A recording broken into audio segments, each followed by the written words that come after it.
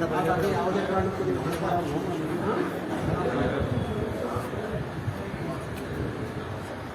ದೀಪು ಅವರು ಏನಾದರೂ ಬೆಂಗಳೂರಿಗೆ ಟ್ರೀಟ್ಮೆಂಟ್ ಬರ್ತಾರೆ, ಟ್ರೀಟ್ಮೆಂಟ್ ವೆಚ್ಚವನ್ನು ಬೆಂಗಳೂರು ಬರ್ತಾರೆ ಅಂದ್ರೆ ನೀವು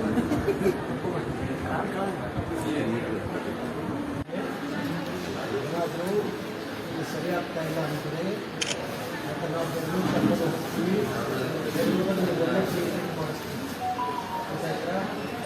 ನಮ್ಮ ಜಿಲ್ಲಾಧ್ಯಕ್ಷರು ಹೇಳ್ತಾರೆ, ಏನಾದರೂ ಆರೋಗ್ಯ ಕಡೆ ಇನ್ನೊಂದಷ್ಟು ಒಳ್ಳೆ ಟ್ರೀಟ್ಮೆಂಟ್ ಬೇಕು ಅಂದರೆ ಇದು ಯಾವ ಸರ್ಕಾರ ಏನು ಟ್ರೀಟ್ಮೆಂಟ್ ಮಾಡ್ತಾ ಗೊತ್ತಿಲ್ಲ.